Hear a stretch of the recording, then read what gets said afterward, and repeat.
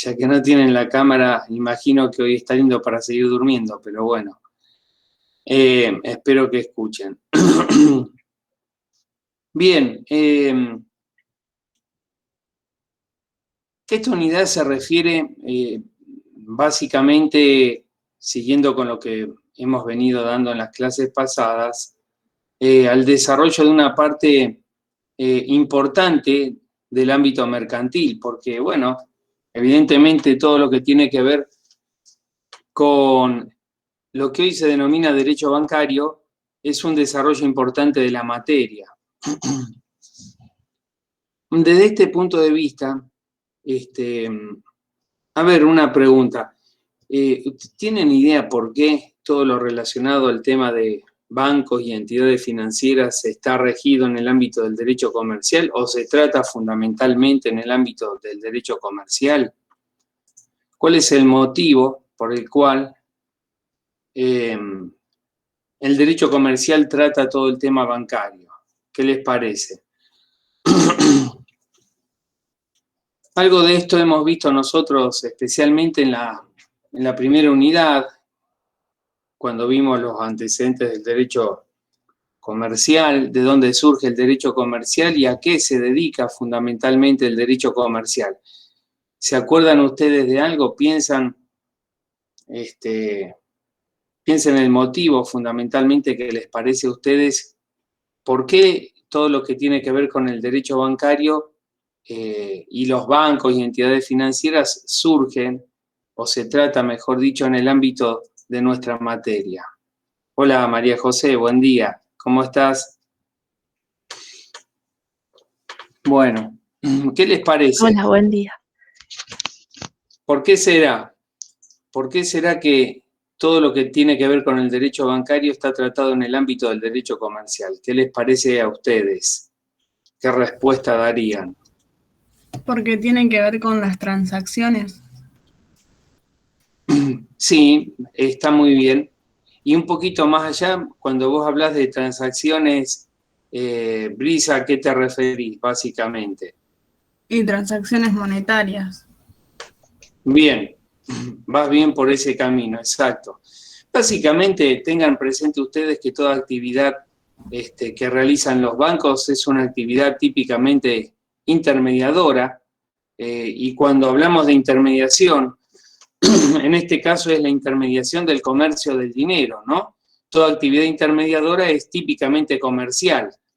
Recuerden ustedes cuando vimos al principio de la materia que fundamentalmente el derecho comercial tenía por objeto la actividad mercantil y el comercio.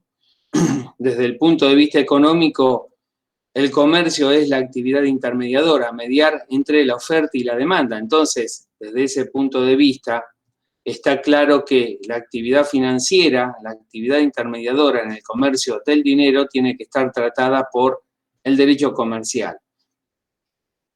Incluso, si nos remontamos al viejo Código de Comercio, el artículo 8 establecía como acto de comercio a todo acto de banco y por lo tanto todo el ámbito del derecho bancario ya estaba previsto por el viejo código, reitero, en el artículo 8, si mal no recuerdo, el inciso 5, estaba incluido en el ámbito del derecho mercantil, con lo cual no había ningún tipo de duda.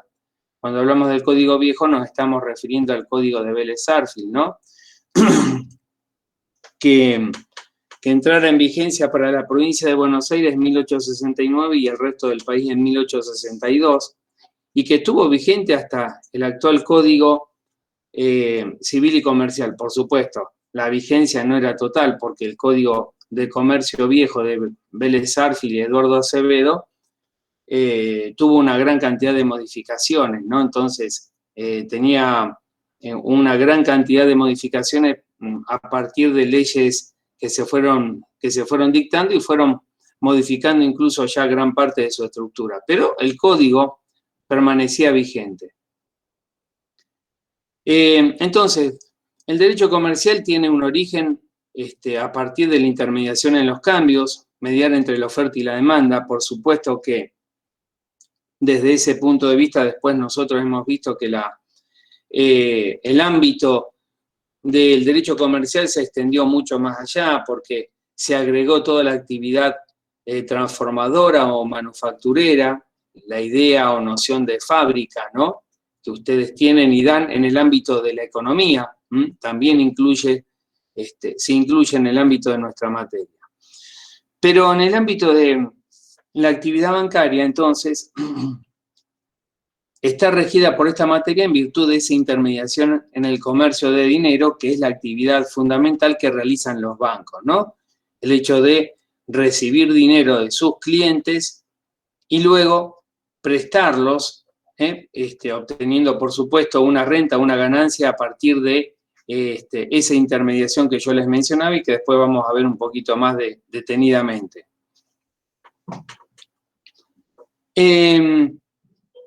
Bien, básicamente es por eso que toda la actividad bancaria está sujeto al ámbito mercantil. Es más, si hablamos del nacimiento del derecho comercial, recordemos también que allá por los siglos XII y XIII especialmente, cuando surge el derecho comercial a través de las corporaciones de los comerciantes, etcétera. Bueno, en aquel momento incluso ustedes habrán escuchado en las clases a las que asistieron y habrán leído también en los libros o resúmenes que habrán tenido, que básicamente dentro de aquel momento, aquel periodo importante que determina el nacimiento del derecho comercial, que es una actividad mercantil cada vez más importante, más incesante, se encuentran los banqueros, ¿no?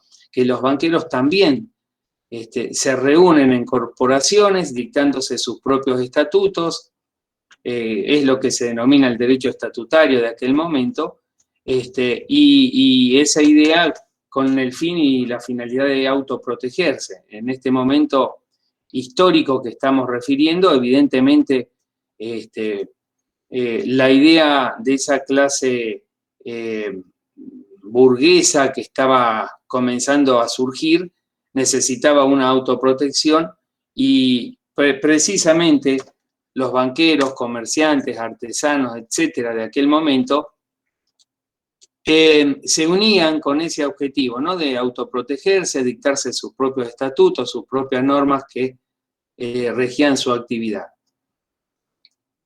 Aquel momento, cuando surge el derecho comercial, era un derecho de carácter subjetivo, se aplicaba solo a los comerciantes, a los integrantes de esas corporaciones, y no a los demás que estaban regidos por el jus gentium, que era el derecho de las gentes, el derecho romano, que se aplicaba en aquel momento a las actividades de tipo civil y a las relaciones civiles precisamente. Pero bueno, esto tiene que ver un poco con la historia. Vamos más a centrarnos en lo que es el presente y en lo que tiene que ver con esta unidad que también es bastante larga. Vamos a dar, por supuesto, los puntos más importantes de lo que tiene que ver con el derecho bancario, porque esta unidad es bastante larga, como les decía, y tiene una serie de contratos bancarios que vamos a ver fundamentalmente en los aspectos centrales, ¿no? Porque si no, desarrollar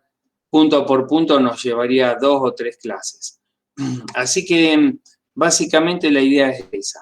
Si ustedes también tienen alguna duda, alguna pregunta, me paran y lo hacen, ¿no? Hacen la pregunta que corresponde o presentan la inquietud o el comentario que quieran hacer. Bueno, yo les había comentado en las clases que ya tuvimos precedentemente que hay determinados entes autárquicos que se caracterizan justamente por ejercer el poder de policía, la actividad de contralor y por dictar normativa específica en determinados ámbitos que son su competencia.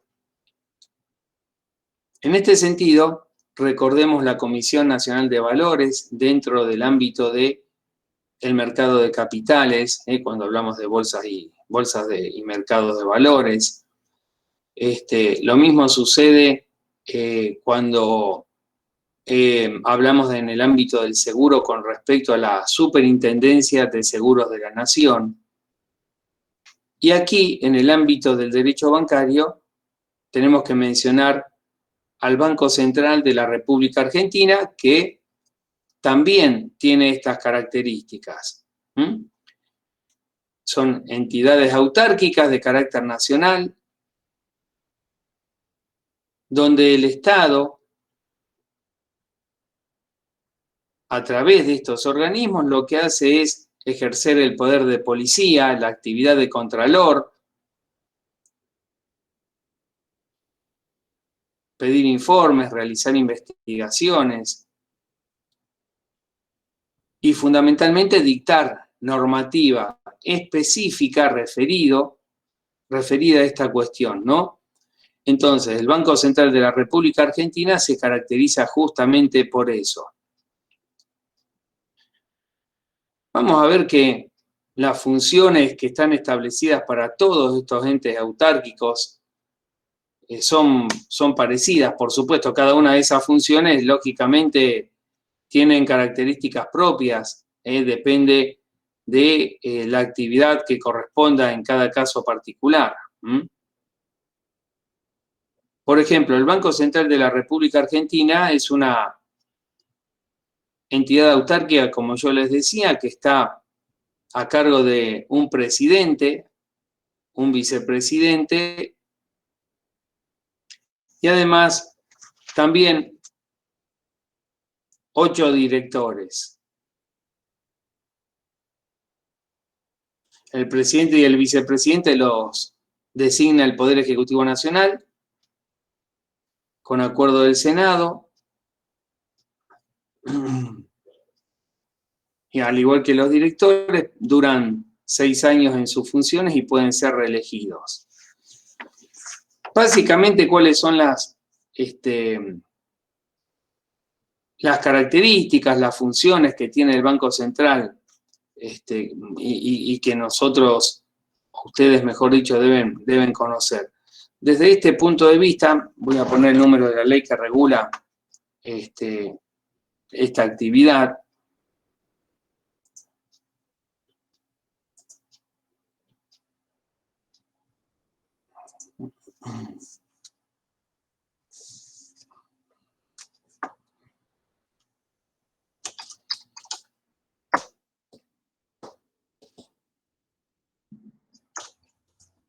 Esta ley es la ley de la Carta Orgánica, la que establece la Carta Orgánica del Banco Central, 24.144, Carta Orgánica del Banco Central. Tiene algunas modificaciones posteriores, así que si ustedes la buscan, lo que tienen que hacer también es tener en cuenta de que el texto esté actualizado si lo hacen por internet.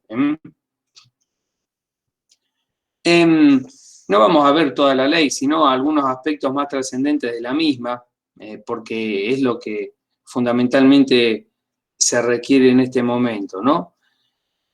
El Banco Central de la República Argentina tiene como función primordial establecer, dentro del ámbito de las políticas que, por supuesto, establece el gobierno nacional, siempre básicamente el Banco Central y todas estas entidades autárquicas que yo le mencionaba se tienen que desenvolver respetando las políticas fijadas por el gobierno nacional, ¿no? En este caso, el Banco Central lo que hace, tiene como principal finalidad promover la estabilidad monetaria, la estabilidad financiera y el desarrollo económico como equidad social. Estabilidad monetaria, estabilidad financiera y el desarrollo económico y el empleo también, por supuesto, dentro de este ámbito, como estabilidad social. Desde este punto de vista, durante bastante tiempo se ha discutido que el Banco Central de la República Argentina tenía que tener cierta autonomía, fundamentalmente con este criterio, ¿no? básicamente respetar este objetivo que le impone la Carta Orgánica, que es la ley que recién les mencionaba, la 24144, respetar y promover la estabilidad monetaria, la estabilidad financiera y promover el empleo y el desarrollo económico. Lógicamente que esto es bastante complicado y bastante difícil, porque bueno, ustedes habrán visto que por uno u otro motivo, hace ya mucho tiempo, estos objetivos no se cumplen, ¿no? Nos hemos acostumbrado a vivir desde hace ya mucho tiempo con inflación. No está para nada bueno ese tema, porque evidentemente es un impuesto alto que todos debemos pagar, desde el punto de vista de que siempre, especialmente aquellos que son asalariados y trabajan en relación de dependencia, ven retrasado y cómo se va desactualizando el valor monetario de sus salarios, ¿no? Por lo tanto, bueno, las políticas económicas no han sido siempre las más exitosas. Pero reitero, no es que el Banco Central tenga una política propia, tiene que seguir, por supuesto, la que dispone el Poder Ejecutivo Nacional, a tal punto que, como les decía recién, el presidente, el vicepresidente y los directores son nombrados por el Poder Ejecutivo con un acuerdo del Senado. Y el artículo 4 de esta ley, que es la ley orgánica, establece cuáles son las funciones principales y las facultades que tiene el banco. Las vamos a mencionar rápidamente sin detenernos demasiado. Fíjense que este artículo establece como funciones y facultades la de regular el funcionamiento del sistema financiero y aplicar la ley de entidades financieras. Regular el funcionamiento del sistema financiero y aplicar la ley de entidades financieras. La ley de entidades financieras es la 21.526. 21.526. También tiene la función de regular la cantidad de dinero, la tasa de interés, y regular y orientar el crédito.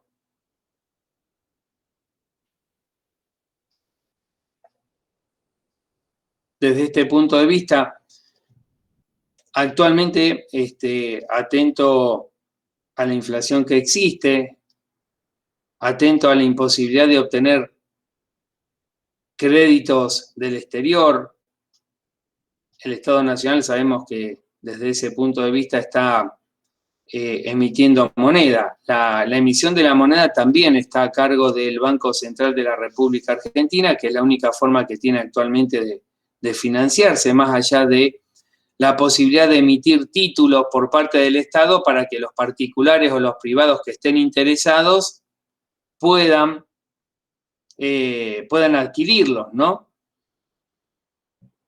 Por eso también viene al caso el tema de la deuda externa, la deuda que tiene el Estado con los llamados, habrán escuchado ustedes, bonistas del exterior y con instituciones como el Fondo Monetario Internacional y el Club de París. Cuando hablamos del Club de París es una mención que se hace de bonistas o inversores extranjeros que están agrupados en determinadas agrupaciones, en este caso se los denomina de ese modo, a los cuales se les tiene que pagar al vencimiento de los bonos respectivos. Los inversores, si están interesados, lo que hacen es adquirir bonos del Estado, que puede ser nacional, provincial o municipal, en este caso del ejemplo Estado Nacional, adquiere, en vez de ir a un banco y pedir un crédito, lo que hace es emitir bonos, qué sé yo, supongamos a 10 años, con una amortización anual. La amortización es devolución de parte de esa inversión que realizan quienes están interesados en la compra de esos bonos, más un interés también determinado, ¿no? El tema es que cuando el Estado no paga esas amortizaciones, no paga esos vencimientos, entonces cae en mora, y que es lo que de alguna manera ha sucedido en algunos casos ya, no decir habituales, pero en algunos casos de nuestro país, ¿no? Lo hemos vivido ya anteriormente, hace unos cuantos años atrás, y ahora estamos más o menos en una situación similar con el pago de amortizaciones de bonos que se han ido colocando, ¿no? Pero volviendo un poco al tema del Banco Central, entonces, regular la cantidad de dinero, las tasas de interés y regular y orientar el crédito. También el Banco Central actúa como agente financiero del Estado Nacional, depositario y agente del país.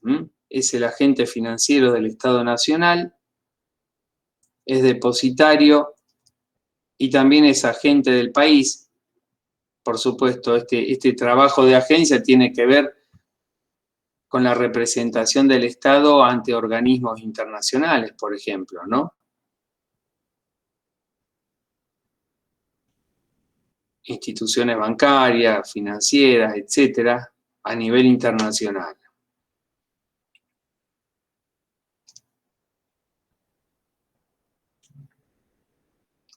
También dentro de sus funciones y facultades se establece la de concentrar y administrar las reservas de oro, divisas y de otros activos externos.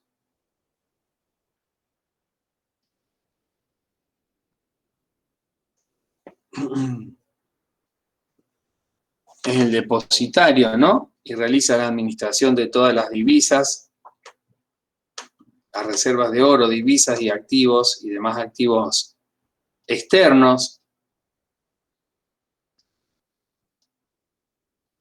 Contribuye al buen funcionamiento del mercado de capitales. Esto también de alguna manera es complementario de las facultades y la actividad que realiza la Comisión Nacional de Valores, que ya se ha visto en unidades anteriores, ¿no?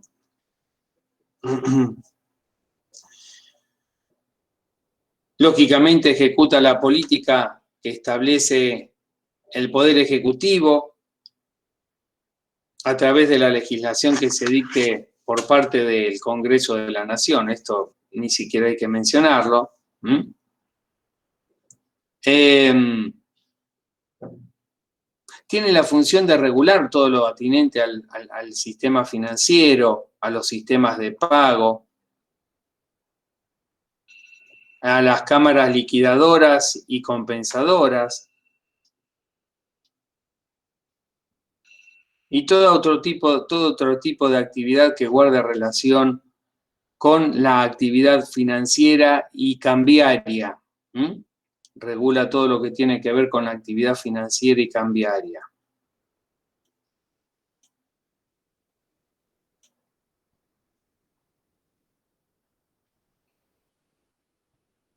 Y también se establece como facultad del Banco Central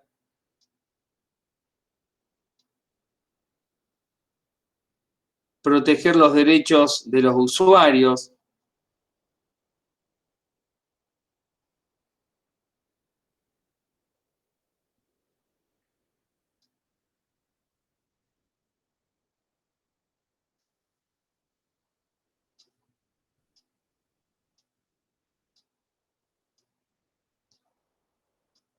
y proveer todo lo necesario para el derecho de la competencia, para proteger el derecho de la competencia.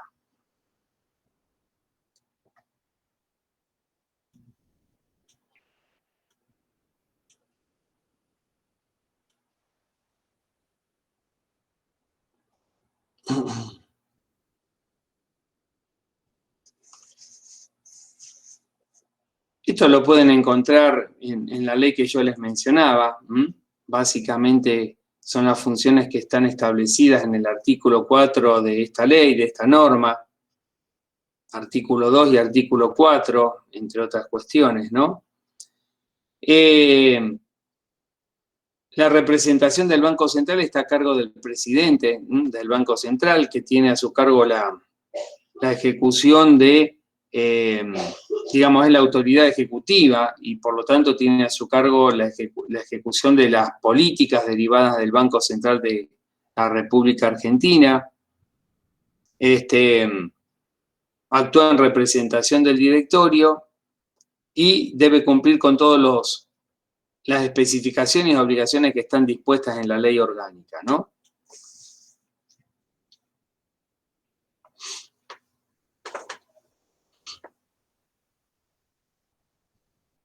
Después también van a encontrar en esta norma que el Banco Central puede realizar préstamos al Estado, teniendo en cuenta un determinado porcentaje del circulante monetario y de los depósitos que tiene el Banco Central de los demás bancos y entidades financieras. Esto es hasta un 12%. De todas maneras, esas ya son otras cuestiones, ¿no? Por eso se dice que también el Banco Central es prestamista o puede ser prestamista del Estado Nacional. De hecho, así sucede, ¿no? También establece políticas de encaje para los bancos y entidades financieras. Cuando hablamos de política de encaje, nos estamos refiriendo al dinero circulante que pueden tener los bancos. A ver, los bancos, como les decía, intermedian entre la oferta y la demanda, reciben dinero de sus clientes y utilizan ese dinero para prestarlo. Ese es el negocio básico de los bancos. Por supuesto, por el dinero que reciben, pagan un interés determinado, que es mucho menor que el dinero que cobran cuando están prestando ese mismo dinero. Esa diferencia entre el interés que pagan y el interés que cobran se denomina spread. Ahí se los escribí por el chat. Que es la diferencia de los intereses por el dinero que recibe y por el dinero que prestan. Eso se denomina spread. El spread financiero, cuando ustedes escuchen así ese término, se refiere justamente a eso. Y los bancos no es que pueden prestar todo el dinero que están recibiendo de sus clientes. Necesariamente deben tener siempre un determinado porcentaje disponible. Y eso es el encaje. Digamos, cuando se establece que el encaje bancario es del 25%, el banco, cualquier banco, necesariamente debe tener el 25% de todos los depósitos de sus clientes disponibles. El resto, el otro 75%, lo podrá prestar. Ese encaje o ese porcentaje de encaje también lo establece el Banco Central de la República Argentina. Y tiene que ver con el circulante de dinero y las facultades que recién veíamos, ¿no? Evidentemente. Y la necesidad de tener un porcentaje y no prestar todo es lógica, porque, bueno, básicamente estamos hablando de que ante cualquier tipo de circunstancia o situación, el banco debe responder de sus obligaciones con respecto a sus clientes de manera inmediata, ¿no? Si no, puede pasar lo que pasó en el 2001. A lo mejor algunos de ustedes seguramente se acuerdan. En el año 2001, a ver, todo lo que tiene que ver con la actividad bancaria, la actividad financiera, la actividad cambiaria, parte mucho de la, digamos, de la confianza. Por eso ustedes escucharán o habrán escuchado cuando dieron economía o dan economía, básicamente que la confianza es un elemento fundamental dentro del ámbito del derecho bancario y financiero. ¿Por qué? Porque la confianza que tiene la gente con respecto a un determinado proyecto económico, financiero, monetario, tiene que ver con el éxito o el fracaso del mismo. Porque es a partir de esa confianza que esas políticas pueden asentarse, crecer y tener éxito o no. En el año 2001, bueno, en esto, digamos, también tiene que ver mucho el tema de la política económica, la situación económica, y las crisis que pueden llegar a tener los países, ¿no? En el año 2001, eso quería decir, se produce una profunda crisis económica. Se trata de salir de la convertibilidad, se produce una disparada del dólar importante, la gente empieza a desconfiar cada vez más. Y cada uno de los clientes de los bancos empieza en el mismo momento, en los mismos días, a ir a los bancos a exigir la devolución de su dinero. Claro, por supuesto, los bancos lógicamente no tienen la totalidad del dinero de todos sus clientes en el mismo momento para que sean devueltos, porque como les decía anteriormente, los bancos lo que hacen es prestar el dinero que reciben, una buena parte del dinero que reciben, y no pueden exigir la devolución antes de que esté establecido en el contrato o convenio que se haya celebrado con esos clientes. Entonces se produce esa crisis financiera, esa crisis monetaria, donde el banco no puede devolver toda la cantidad de dinero que exigen sus clientes en ese mismo momento, y se produce, bueno, esa famosa crisis que fue el corralito financiero de aquel momento, con consecuencias muy graves, no solamente desde el punto de vista económico, sino también desde el punto de vista social, financiero, y desde el punto de vista personal de mucha gente que se ha visto muy perjudicada en ese aspecto. Pero bueno, ese es otro tema. Simplemente lo mencionaba como un hecho también a tener en cuenta para demostrar que la actividad, por eso, por eso el Estado de alguna manera siente la necesidad de intervenir en todo este tipo de actividades a través de los órganos que va creando, en este caso el Banco Central, para regular todo lo que tiene que ver con los ahorros privados, incluso los ahorros públicos, ¿no? Esta actividad, si no, podría estar sujeta a defraudaciones. De hecho, a pesar de que existe el Banco Central y todo lo demás, hemos pasado muchas veces por defraudaciones ante el cierre de ciertos bancos, ¿no? Los bancos son liquidados por el Banco Central de la República Argentina. El Banco Central también puede dar préstamos o ayudas económicas en determinados casos a algunos bancos en particular. Y cuando se produce la liquidación de una entidad financiera, el Banco Central es el que está facultado también para vender, ceder o transferir carteras de crédito que tenían esos bancos o entidades financieras que son liquidadas, ¿no? Esa es otra facultad que también tiene el Banco Central de la República Argentina. Y como les decía también, tiene la facultad de dictar normativa puntual y específica sobre el tema.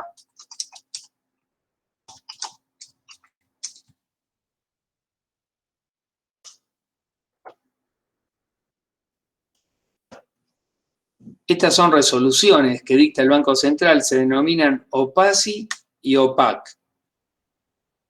Y tienen un número para ser identificadas, las famosas circulares del Banco Central de la República Argentina, que regula todo lo que tiene que ver con les decía, sistema monetario, financiero, encajes, etcétera. Se llaman OPACI porque todas las resoluciones, OPACI es la abreviatura de operaciones pasivas. Operaciones pasivas, OPACI. Y operaciones activas, OPAC. Ya vamos a ver ahora a renglón seguido qué es esto.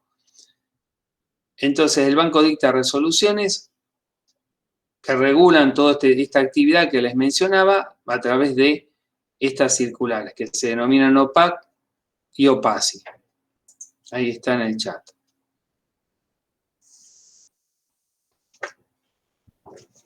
Bueno, esto con respecto al control estatal. el órgano de Contralor, que es el Banco Central de la República Argentina, y la actividad que ejerce el Estado para ejercer un contralor efectivo de todo lo que tiene que ver con este tema, ¿no?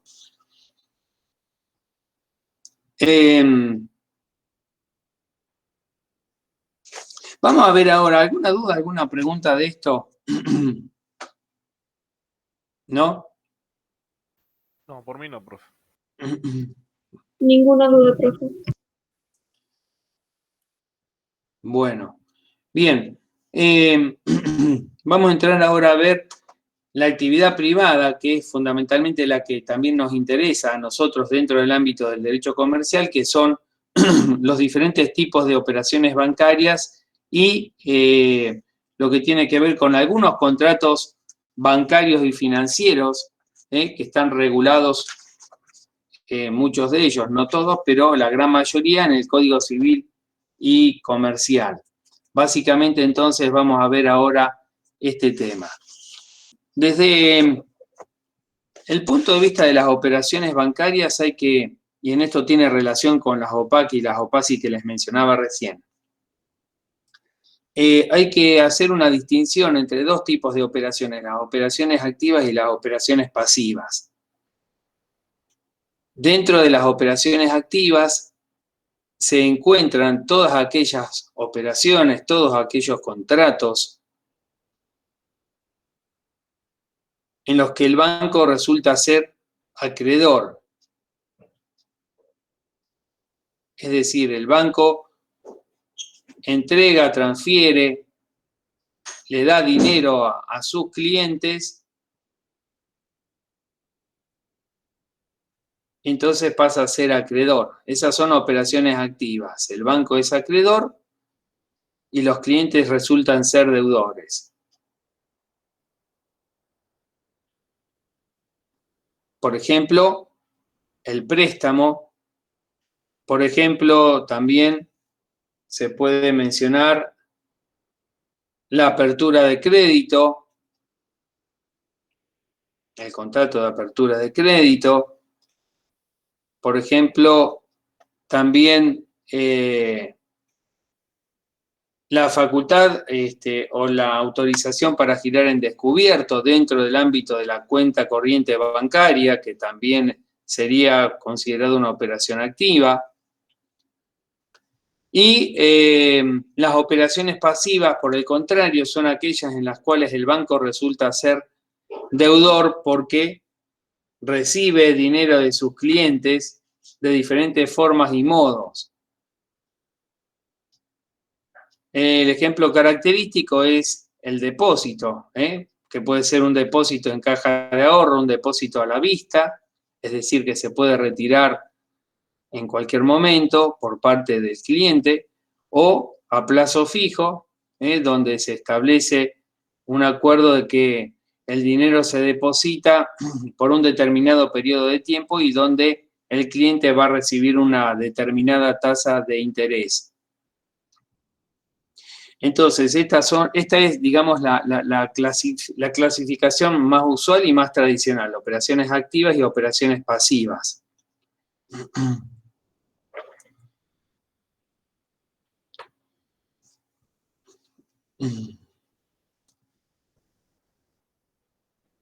Es importante destacar que en el ámbito del derecho bancario existe lo que se denomina el secreto bancario.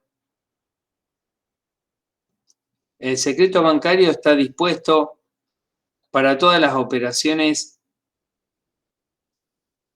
pasivas, es decir, aquellas en las que el banco recibe dinero de sus clientes.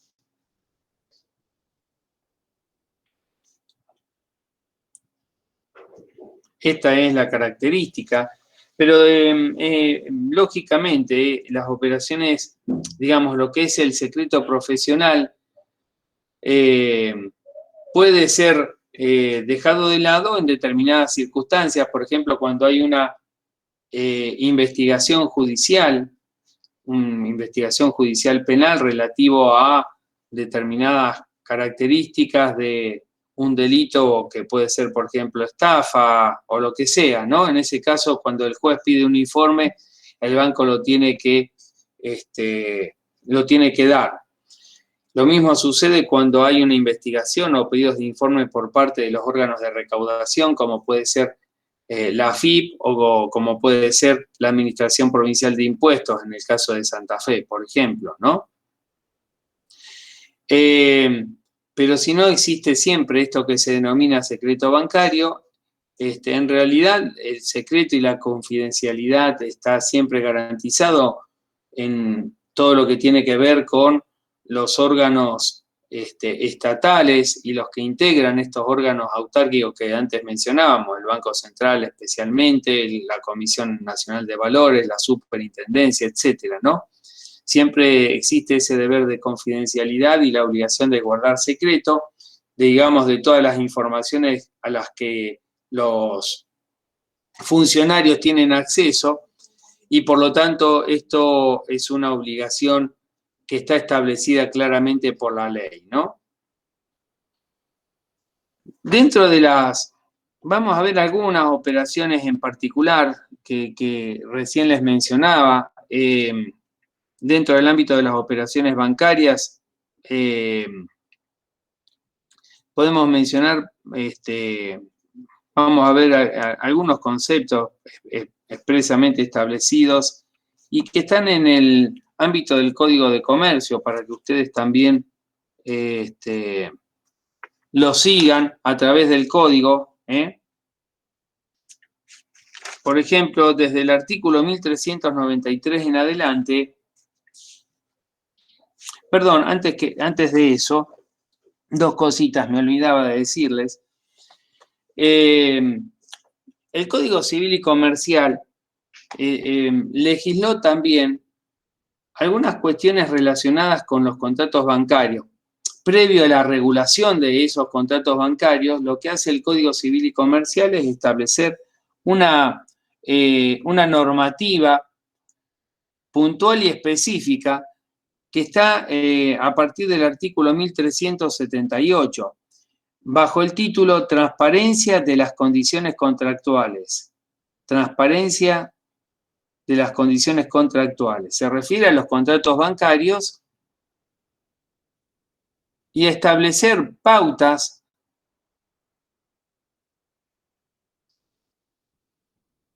que tienen por finalidad especialmente la protección de los usuarios o consumidores dentro del ámbito del derecho bancario, 1378.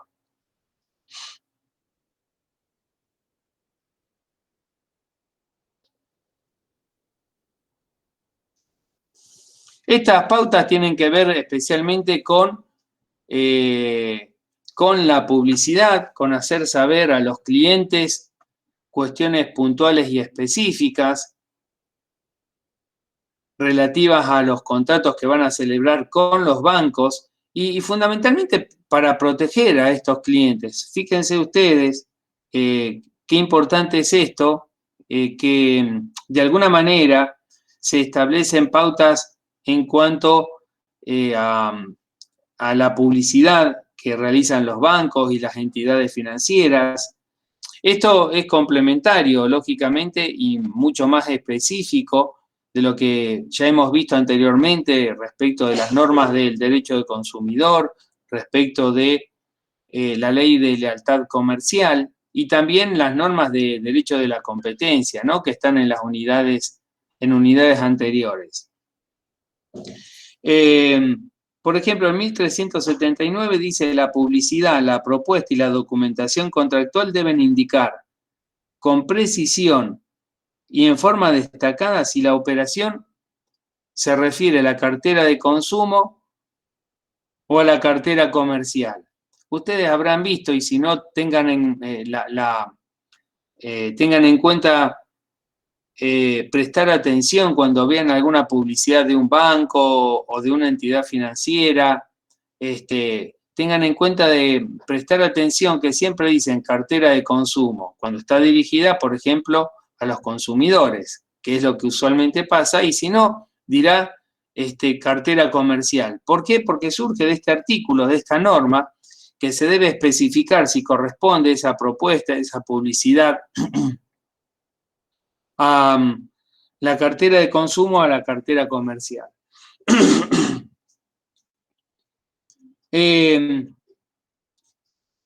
Los contratos siempre tienen que ser por escrito, los contratos bancarios deben instrumentarse por escrito, y siempre el cliente tiene derecho a exigir un ejemplar de esos contratos que va a celebrar con el banco. También se establece que el contenido de esos contratos debe tener claramente cuál es el interés aplicable, el costo financiero total,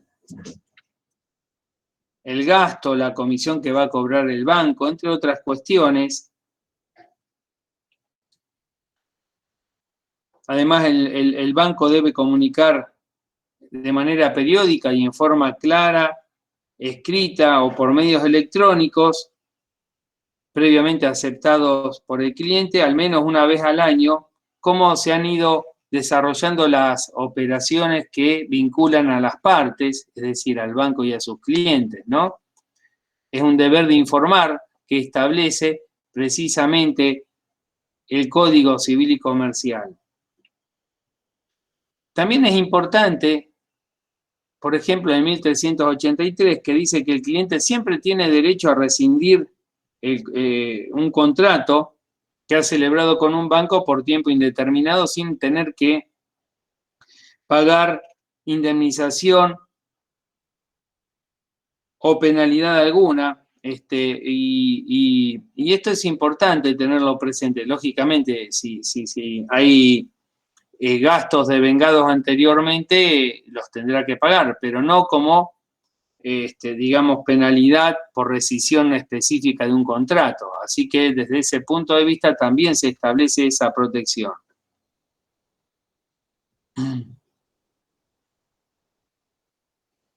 Entre otras cuestiones, ¿no? Fíjense que también en 1385 se refiere a la publicidad. Nuevamente dice que los anuncios del banco deben contener en forma clara, concisa y con un ejemplo representativo información sobre las operaciones que se proponen. Debe informar clara, concisa y con un ejemplo representativo las operaciones que se proponen. Las pautas publicitarias entonces se tienen que realizar de ese modo. Se establecen los montos mínimos y máximos de las operaciones, la tasa de interés, si es fija o variable, las tarifas, comisiones, costo financiero total, etcétera, ¿no?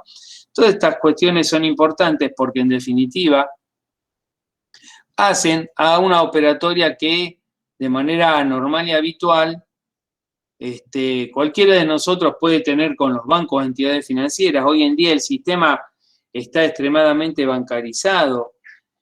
Por lo tanto, tarde o temprano, todos, de alguna forma, vamos a necesitar tener una relación, un vínculo jurídico con el banco, ya sea a través de una apertura de caja de ahorro, una cuenta corriente, lo que sea, pidiendo un préstamo, lo que sea. Pero evidentemente estas relaciones o vinculaciones con los bancos las vamos a tener, si ya no la tenemos, ¿no?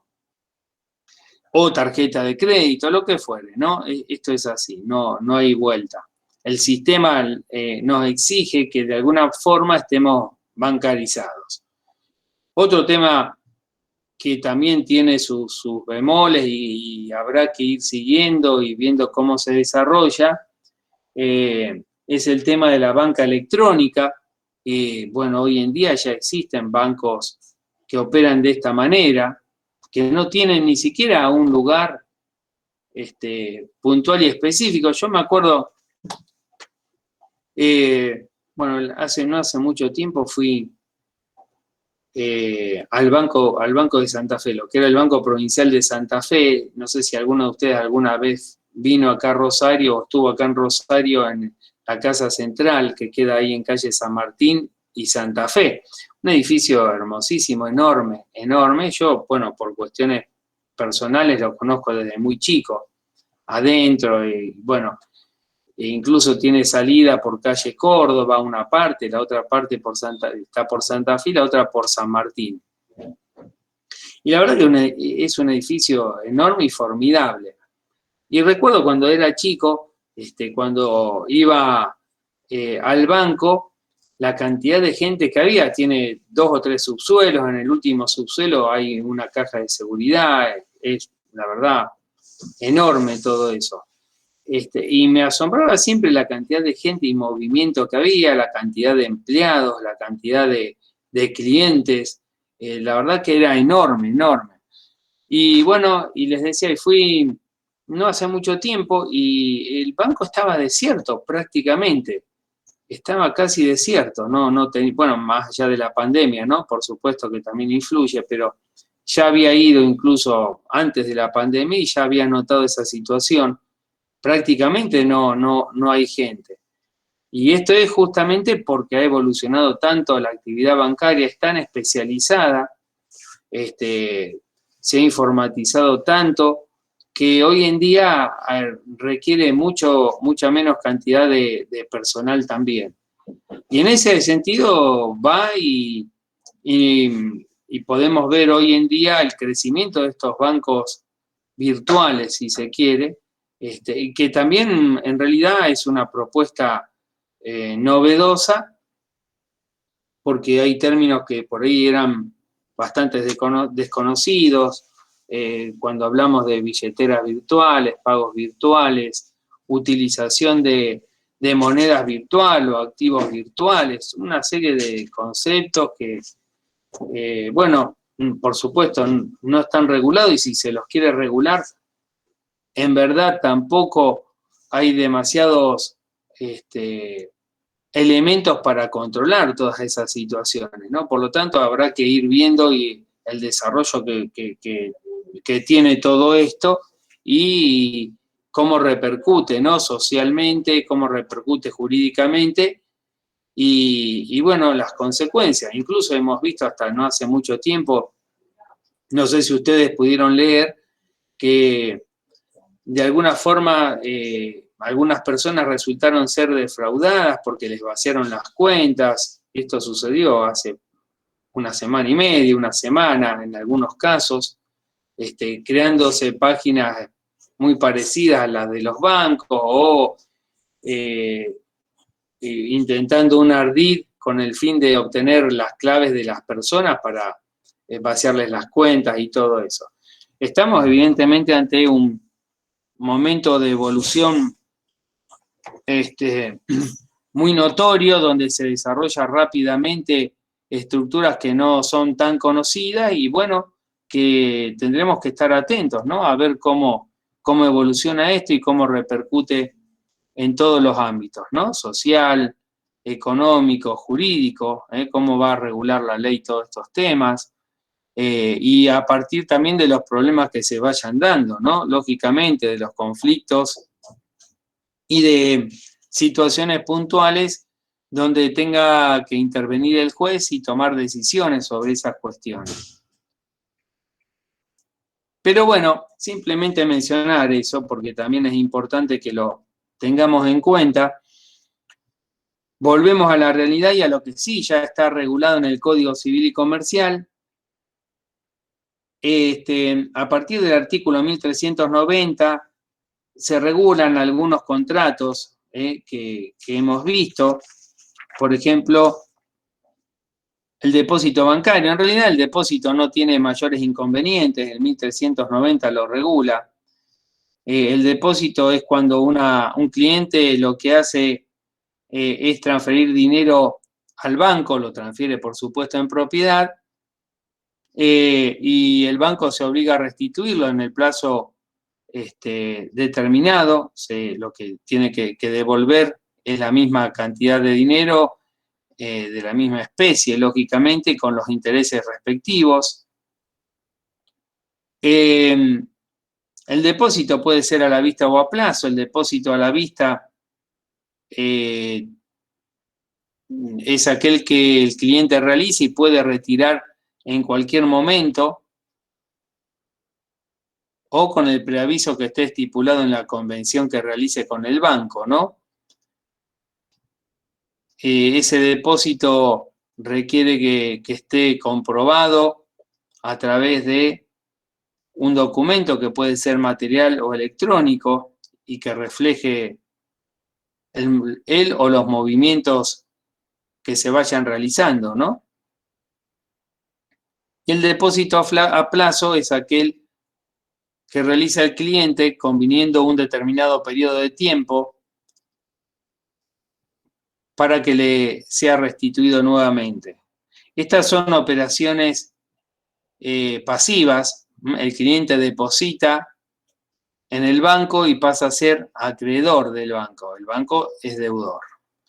Por supuesto, reitero, aquí el banco paga intereses, pero son mucho menos que los que cobra cuando presta dinero. Consulto. Tengo una duda. Sí. Tenemos el depósito bancario a la vista y a plazo. El depósito bancario a la vista, ¿sería la caja de ahorro y el depósito bancario a plazo es el plazo fijo o me equivoco? No, está bien. Exacto, es Vale. así. Sí, sí, tal cual. Genial, gracias. De nada. El depósito en caja de ahorros es a la vista porque el cliente puede retirar en cualquier momento, cuando lo vaya requiriendo, el dinero que tiene. Por eso se paga mucho menos interés por la caja de ahorro. Digamos, los depósitos en caja de ahorro prácticamente no tienen intereses. Si ustedes ven, van a ver que el interés es mínimo. Por ahí le sale en el resumen mensual interés, qué sé yo, no sé, depende de la cantidad que uno tenga depositado, pero es un interés mínimo, casi inexistente. Por supuesto, cuando se realiza un plazo fijo, el interés es mayor porque la indisponibilidad de ese dinero por parte del cliente es hasta que se cumple el plazo acordado. Y cuanto mayor sea el plazo, más interesante será el interés, lógicamente. Lo que pasa que, a ver, en condiciones normales, la cuestión del plazo fijo es siempre interesante. Cuando hablo en cuestiones normales, a ver, hablo de si uno, por ejemplo, estuviera en Estados Unidos, en Italia, España, Suiza, no sé, cualquier país de eso, y supongamos que tenemos ahorrado la suma de, qué sé yo, 100.000 euros, por decirlo, que es mucho dinero. 100.000 euros, bueno, hacemos un plazo fijo. Nosotros sabemos que con esa estabilidad podemos hacer un plazo fijo a lo mejor a 180 días o más también, y que nos va a dar tanto de interés. El interés no va a ser una barbaridad, pero le vamos a ganar incluso a la inflación, que es inexistente en esos lugares. Entonces, al haber seguridad jurídica, por eso también es tan importante la seguridad jurídica, económica y social, vamos a obtener un beneficio. Y ahí el banco va a poder usar ese dinero para otorgarlo en préstamo, con mayor seguridad también. ¿Por qué? Porque tiene una disponibilidad de tiempo mucho mayor de ese dinero. En las situaciones en las que hay una inflación importante, como suele haber acá en nuestro país, entonces el tema del plazo fijo termina siendo muchas veces una apariencia, porque ni siquiera se llega a cubrir el porcentaje de inflacionario que se va teniendo con el correr del tiempo. Hoy en día, si ustedes quieren hacer un plazo fijo a 60 días, por ejemplo, van a ver que el interés siempre es, incluso puede llegar a ser en algunos casos más o menos parejo con la inflación pronosticada, pero si no está por debajo de la inflación, quiere decir que incluso muchas veces, aún haciendo plazo fijo, uno termina perdiendo con la inflación. Y bueno, eso también es importante destacarlo, ¿no? Pero bueno, es simplemente una mención, no sé por qué terminé en esto. Bien, estábamos en el depósito. Bueno, está claro lo que dijo Carla entonces. Es importante también la cuenta corriente bancaria. Cuenta corriente bancaria. Está regulado desde el artículo 1393. Ya habíamos visto nosotros el tema de la cuenta corriente mercantil. Habíamos visto que la cuenta corriente mercantil o la cuenta corriente a secas, como la regula el Código Civil y Comercial, era una cuenta que abrían dos comerciantes o dos empresarios en la cual registraban remesas recíprocas. Recuerden ustedes que ninguna de las partes resultaba ser acreedora o deudora, sino hasta el momento en el cual se producía el cierre, la compensación entre el debe y el haber y la determinación definitiva del saldo, ¿no?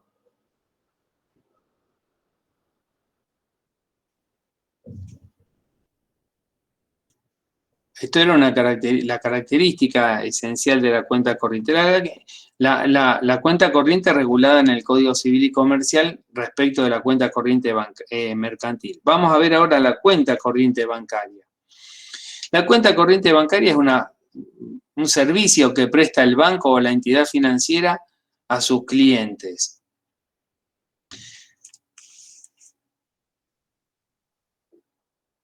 A través de este contrato, el banco se compromete a inscribir o a registrar en forma diaria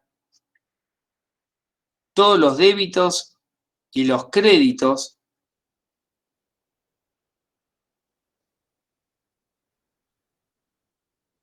de tal modo de tener siempre un saldo actualizado y disponible en favor del cuenta correntista.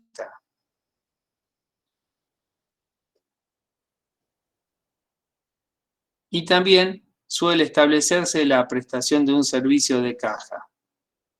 Es decir, dentro de la cuenta corriente se podrán pagar impuestos, se podrán efectivizar cheques que libra el propio cliente con respecto a esa cuenta corriente, etcétera, ¿no? Cheques que son entregados también por el banco, son formularios, los cheques son formularios que le entrega el banco a su cliente y que el cliente puede librar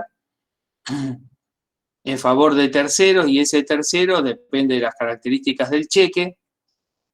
Si es un cheque común, podrá presentarlo en cualquier momento en el banco, en ventanilla, cobrarlo, y si no, lo podrá hacer a través de una cuenta, depende de cómo sea el cheque, ¿no?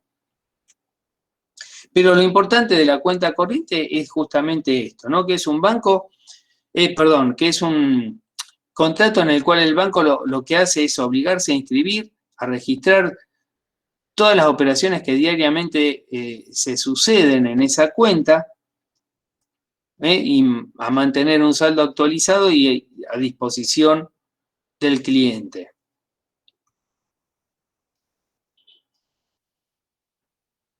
También se pueden establecer que dentro de la cuenta corriente se presten otros servicios que estén relacionados y que estén específicamente dispuestos en el contrato que se firme.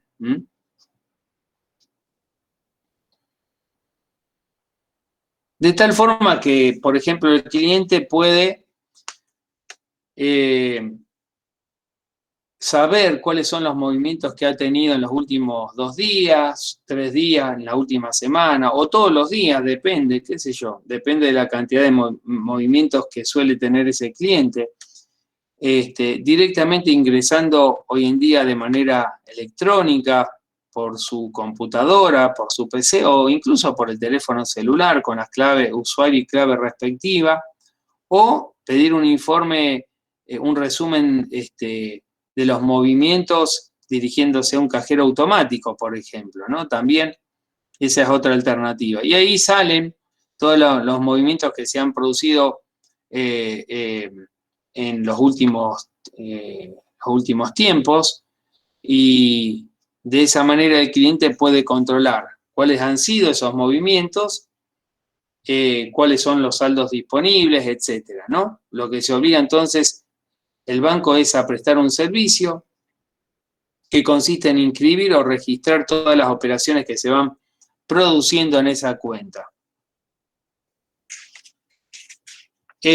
Bueno, por ejemplo, el 1395 dice, entre otras cuestiones, qué es lo que se puede, qué es lo que se acredita y debita en esa cuenta corriente. Fíjense, se acreditan en la cuenta corriente los depósitos que realiza el cliente, lógicamente, las remesas de dinero, también se acreditan los títulos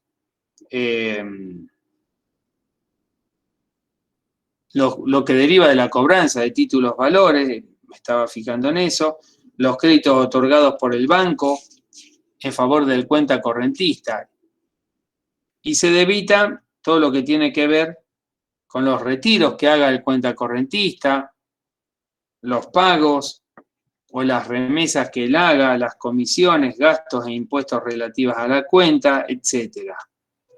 También hay que decir que en este caso el banco puede autorizar para que el cliente gire en descubierto, es decir, sin tener los fondos suficientes depositados, pueda emitir el cheque y el banco hacerlos efectivos en el momento de su presentación, ¿no? Cumpliendo con las condiciones legales que correspondan.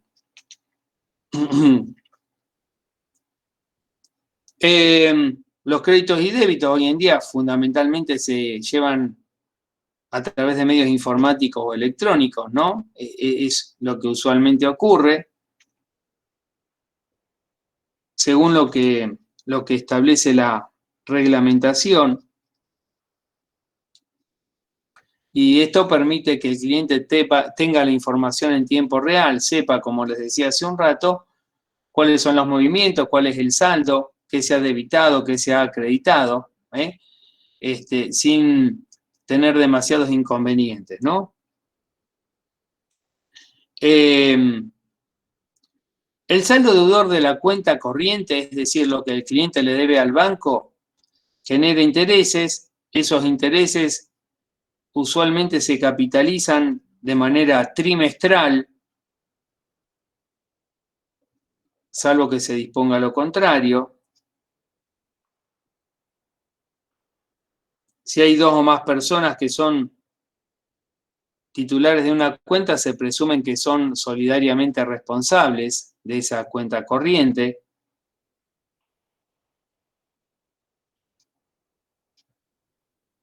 Y cualquiera de ellas puede utilizar los fondos que están depositados, ¿no?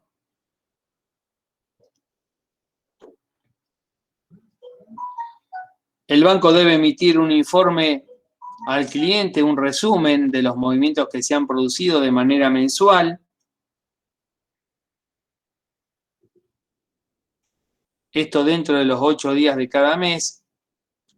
Y si no son observados esos resúmenes por el cliente dentro del término de 10 días, se entiende que han sido aceptados.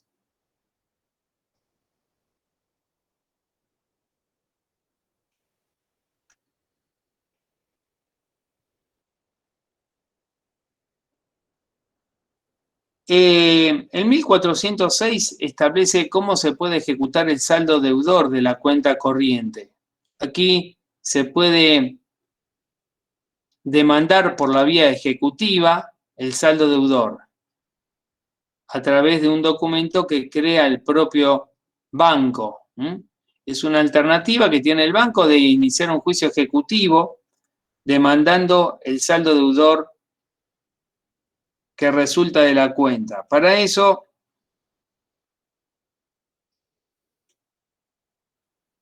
se tiene que producir el cierre de la cuenta, se debe informar al cuenta correntista cuál es el saldo deudor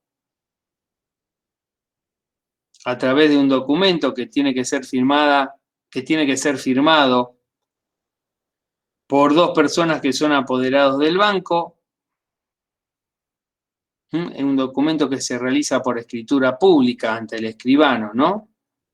Dos apoderados del banco tienen que firmar este documento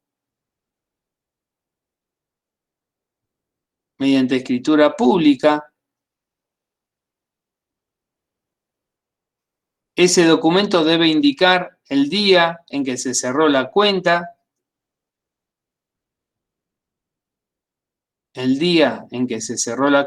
cuál fue el saldo en ese momento, en esa fecha.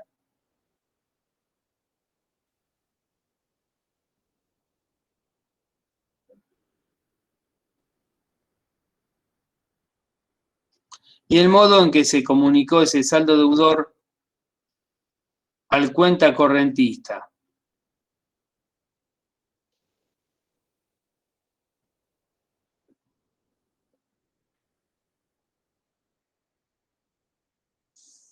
Con ese documento, que entonces tiene la firma de las dos personas apoderadas del banco, realizada a través de escritura pública, que debe contener el día del cierre de la cuenta, el saldo de la cuenta a esa fecha, ese momento, y cómo se notificaron ambas circunstancias al cuenta correntista, sirve para ejecutar, para iniciar un juicio ejecutivo en contra del deudor, del cliente deudor. Esto es la característica que establece el 1406 para ejecutar el saldo deudor de una cuenta corriente bancaria.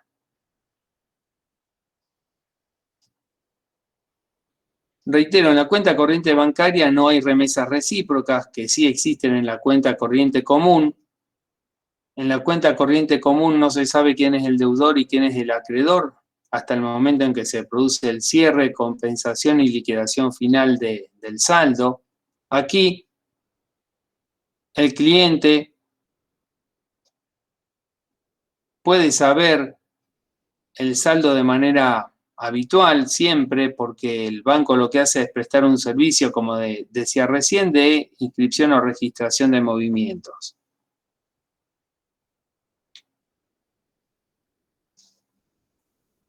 Algunas operaciones activas que también vamos a mencionar son operaciones activas aquellas en las cuales el banco resulta ser acreedor, como dije anteriormente, porque le presta dinero a sus clientes.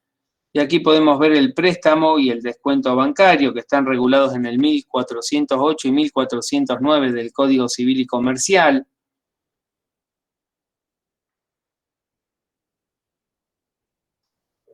El préstamo no requiere demasiada explicación. Básicamente se trata de un contrato por el cual el banco se compromete a entregar una suma de dinero a un cliente y éste deberá devolver la cantidad que ha obtenido con el pago de intereses en dinero, los intereses que se han estipulado.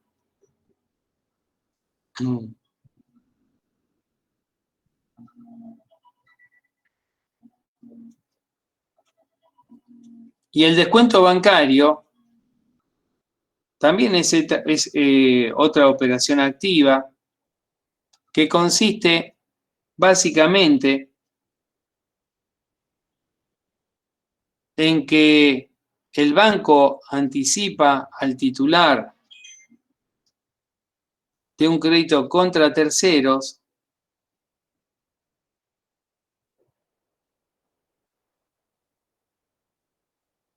el banco le anticipa al titular de un crédito contra terceros el monto que resulta de ese crédito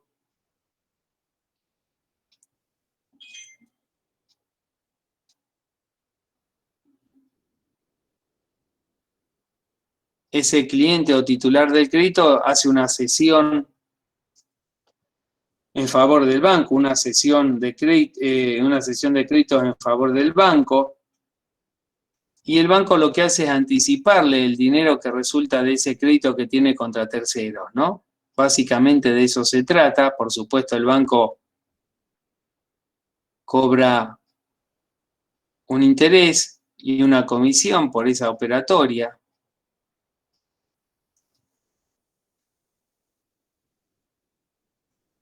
Y muchas veces el banco se reserva el derecho de restitución de las sumas anticipadas cuando el crédito no puede ser efectivizado.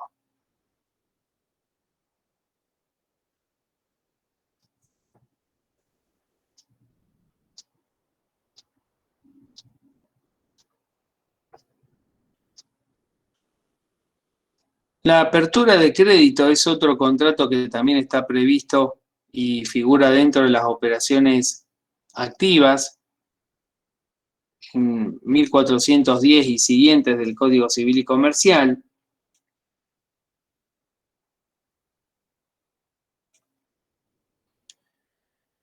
A través de este contrato de apertura de crédito, el banco a lo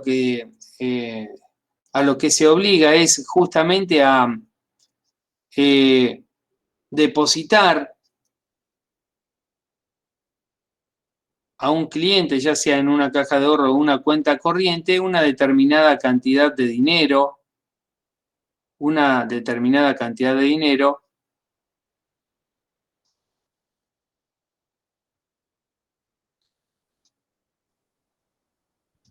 que tiene disponible para que ese cliente la utilice en el término convenido. El cliente puede o no utilizar ese dinero, ¿eh? El banco lo que hace es garantizar que ese dinero está disponible. El cliente puede utilizarlo o no. De todas maneras, sea que lo utilice o que no lo utilice, deberá pagar los intereses que corresponden y que se han pactado por esa puesta a disposición del dinero conforme lo que les estaba mencionando recién.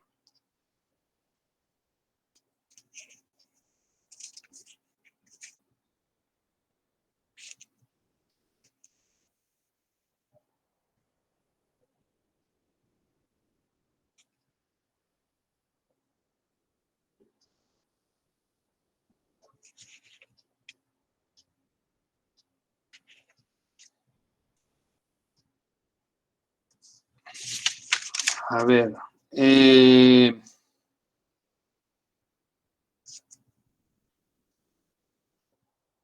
¿Alguna duda hasta acá? ¿Alguna pregunta? ¿No? No, profe, por mí no. Yo no entiendo la diferencia que hay entre la apertura del crédito y el préstamo. Bueno, el préstamo es un contrato por medio del cual el banco lo que hace es obligarse a transferir una determinada cantidad de dinero al cliente. Se lo puede, normalmente se lo deposita en una caja de ahorro o en una cuenta corriente, o se lo puede directamente entregar al propio cliente. Esto ya no se hace casi nunca, ¿no? Se deposita en una cuenta para que éste lo utilice definitivamente. La diferencia está en que el contrato de apertura de crédito, el banco pone a disponibilidad del cliente una suma determinada. Por ejemplo, una persona a lo mejor tiene la posibilidad de realizar eventualmente un negocio determinado y necesita tener para ese negocio, supongamos, 2 millones de pesos. 2 millones de pesos. En realidad la persona no lo tiene. Por lo tanto, y tampoco sabe si esa operación la va a poder realizar o no, efectivizar o no. Si estuviera segura, posiblemente pediría un préstamo para seguir adelante con esa operación. Pero como en realidad está en tratativas y tampoco sabe si se va a dar o no esa operación que está a punto de realizar, que pretende realizar, lo que hace es solicitar la apertura de crédito al banco para tener disponible ese dinero en caso de que fuera necesario en el momento indicado. Entonces, celebra un contrato de apertura de crédito con el banco para que el banco tenga disponible a su favor esa suma de 2 millones de pesos durante el término de, supongamos, un mes y medio. Un mes y medio. Para que si sale ese negocio, si sale esa operación, pueda utilizar ese dinero. El cliente puede o no utilizar esos 2 millones de pesos que va a tener disponible durante ese mes y medio. Si lo usa, en buena hora, pero puede que no lo use. Del mismo modo, si lo usa o no lo usa, deberá pagar los intereses que las partes han pactado. La diferencia es que en el préstamo efectivamente se usa, o puede que no se use, que el cliente pide un préstamo para pagar intereses. Es ridículo, pero supongamos, fácticamente podría suceder también.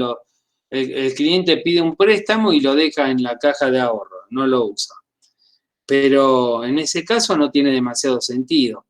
El interés que se cobra en todo caso por la apertura de crédito es diferente que el préstamo, se establecen otro tipo de garantías también. Y la alternativa es esa, la disponibilidad que existe en la apertura de crédito de una determinada suma de dinero por un tiempo determinado y específico.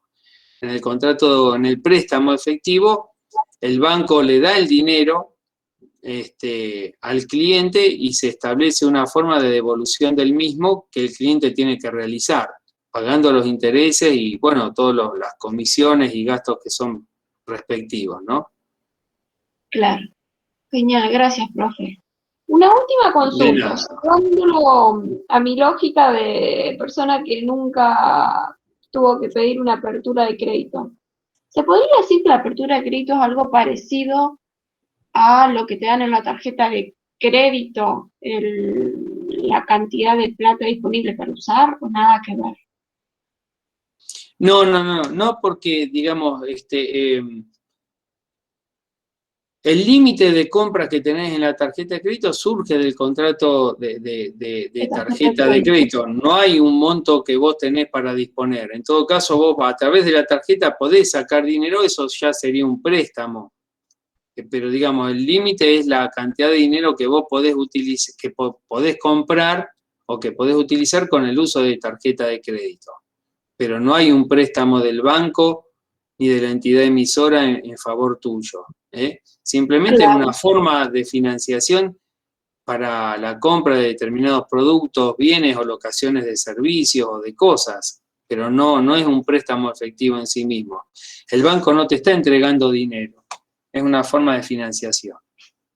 Lo entiendo. Muchísimas gracias, profe. No, de nada. Bueno, vamos a ver rápidamente, sin detenernos demasiado, porque el tiempo no nos da, más que nada algunos conceptos y algunas características de algunos contratos de financiación bancaria que están establecidos en el programa. Por ejemplo, el contrato de leasing, que está regulado también en el Código Civil y Comercial desde el artículo 1227 en adelante. 1227 en adelante.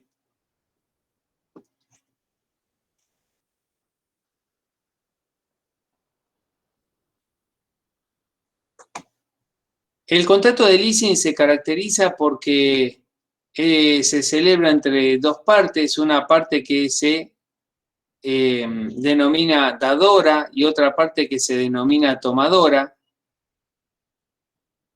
Es el contrato por medio del cual el dador se obliga, o conviene, mejor dicho, en transferir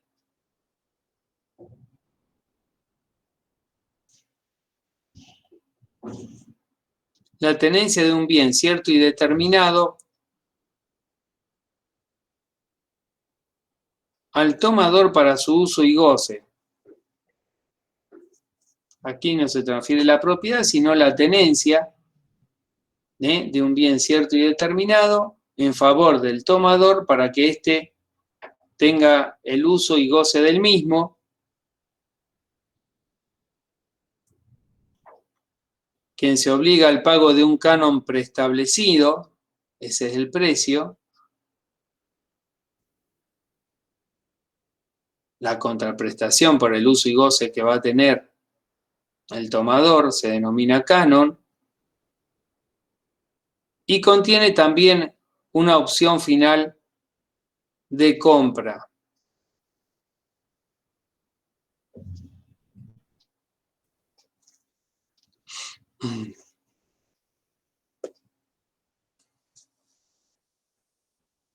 Pueden ser objeto de este contrato los bienes muebles, los bienes inmuebles,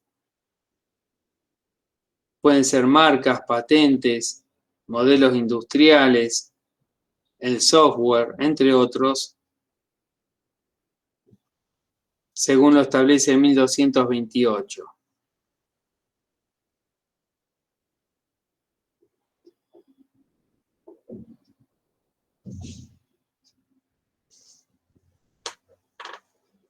El monto y la periodicidad del canon que debe pagar el tomador al dador se conviene entre las partes pero suele tener una relación con la amortización, con la desvalorización que va a tener el bien o los bienes que son objeto del contrato de leasing.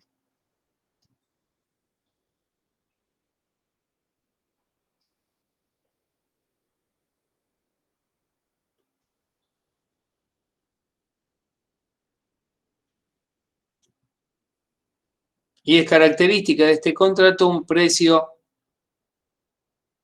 establecido por las partes como opción final de compra.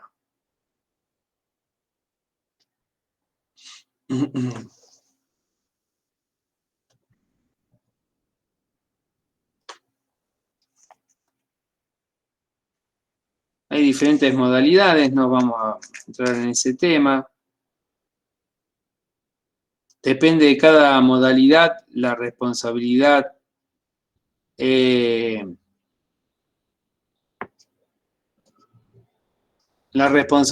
dador va a variar. En ese caso, justamente las modalidades están establecidas en el 1231.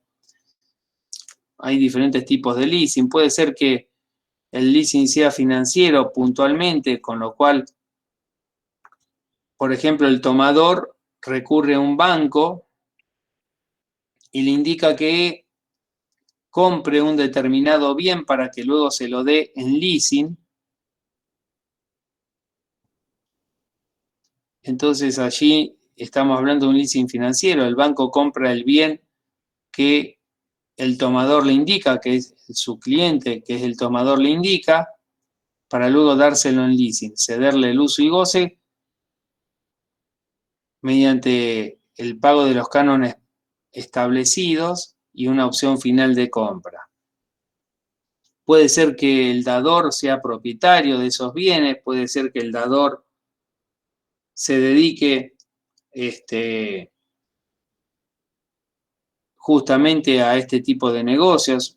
Estas son algunas de las modalidades previstas en el 1231.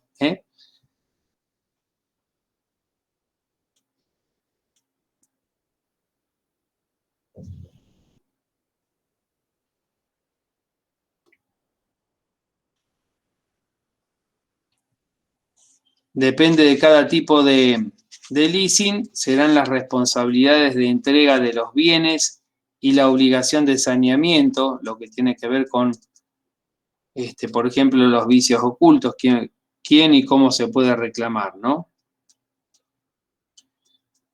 El leasing se debe instrumentar en escritura pública si tiene como objeto bienes muebles, buques o aeronaves, si no se puede celebrar por instrumento público o privado, y debe inscribirse el contrato en el registro respectivo.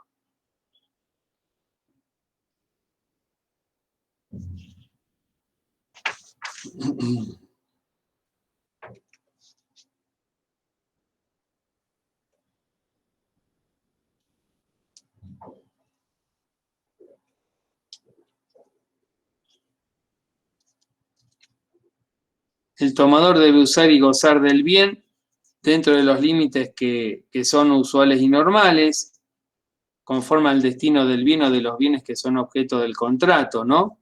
No puede darle un uso diferente, no lo puede vender ni tampoco gravar. Gravar, es decir, darlo en garantía en alguna forma de garantía, ¿no? Y los gastos ordinarios y extraordinarios de conservación, incluyendo seguros, impuestos y tasas, están a cargo del tomador, salvo que se pacte lo contrario.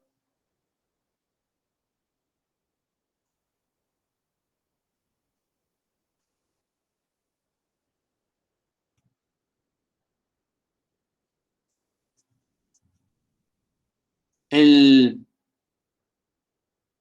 contrato tiene por objeto la entrega del bien para su uso o goce, pero habíamos dicho que hay una opción final de compra que las partes pueden haber previsto en el contrato. Si el tomador paga ese precio que está finalmente establecido, pasa a adquirir el bien, o sea, se transmite el dominio del mismo a partir de ese pago que se realice.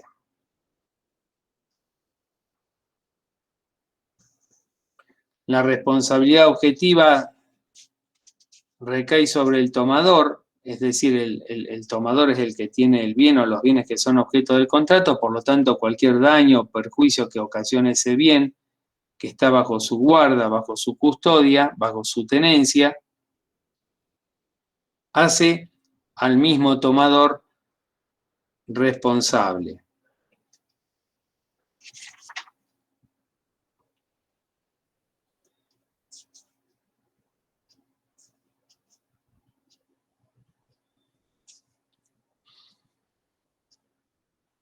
El contrato de leasing tiene por objeto fundamentalmente la posibilidad que tiene un empresario de poder utilizar bienes que son de alta tecnología, bienes de capital que se renuevan periódicamente por avances tecnológicos, sin la necesidad de comprarlos, ¿no? A través del contrato de leasing puede obtener el uso y goce, la tenencia de esos bienes, utilizarlos, sin necesidad de desembolsar una cantidad muy importante de dinero porque suelen ser bienes costosos.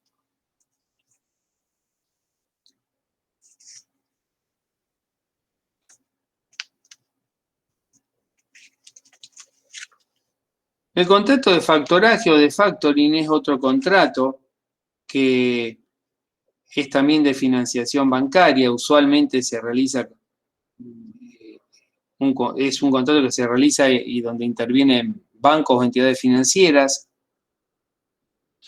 En este contrato, una de las partes que se denomina factor, que suele ser el banco o la entidad financiera, lo que hace es adquirir por un precio determinado o determinable de dinero los créditos que se originan en el giro comercial de artículo 1421 a 1428. 1421 a 1428. El concepto lo da el 1421, les decía, es el contrato por medio del cual el factor, que suele ser un banco o una entidad financiera o una empresa que se dedica a este tipo de contratos, lo que hace es obligarse a adquirir por un precio en dinero determinado o determinable los créditos que se originan en el giro comercial de la otra parte denominada factoriado,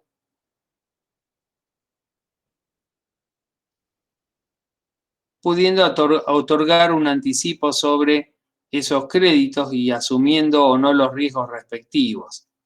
Básicamente el contrato de factoraje se caracteriza porque el banco o la entidad financiera o la empresa que se dedica a este tipo de actividad lo que hace es anticipar créditos a futuro que tiene un cliente suyo y que derivan de esa operatoria comercial habitual y normal, o sea, de su giro comercial.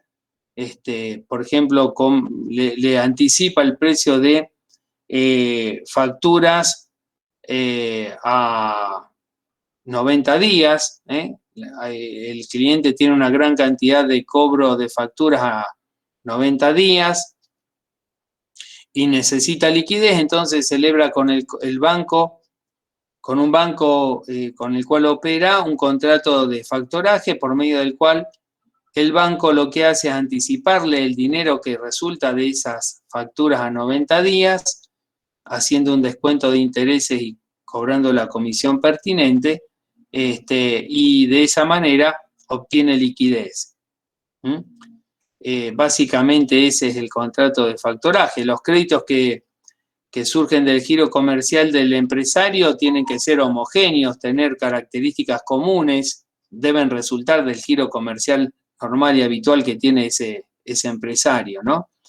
Y muchas veces, usualmente también el contrato de factoraje puede complementarse con otras prestaciones de servicio, por ejemplo, administración y gestión de cobranzas, asistencia técnica, comercial, administrativa, etcétera.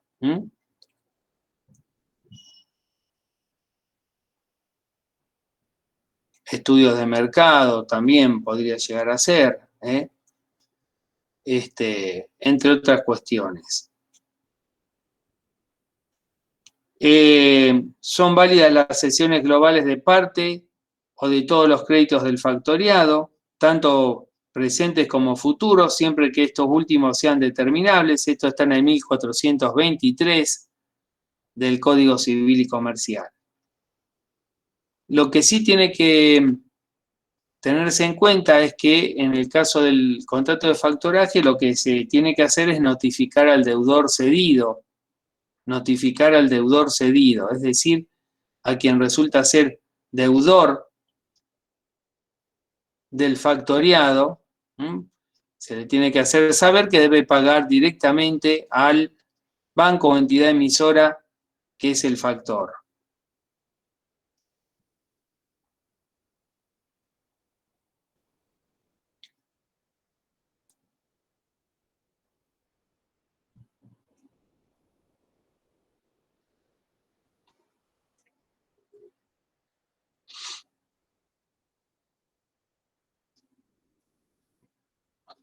El contrato de underwriting, un concepto, después en todo caso ustedes lo ven, creo que está bien desarrollado eso en el aula virtual. El contrato de underwriting es un contrato también de financiación al que recurren fundamentalmente empresas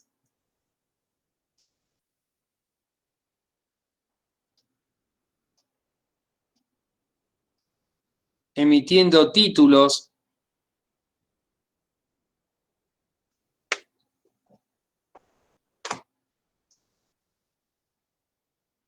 que pueden ser, por ejemplo, obligaciones negociables,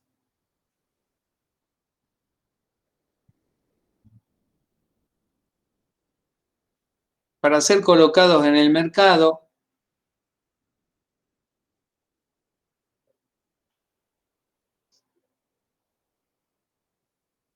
obteniendo liquidez a través de una financiación a mediano o largo plazo.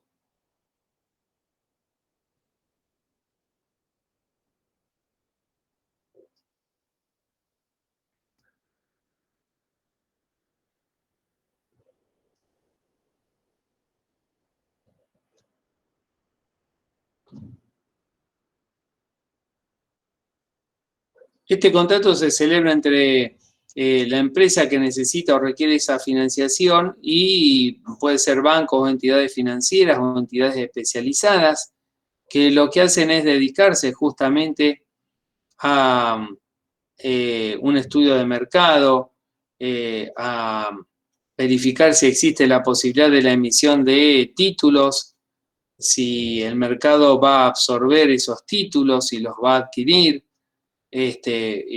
por lo tanto se tendrá que estudiar el nombre, ahí escribo el nombre del contrato. Es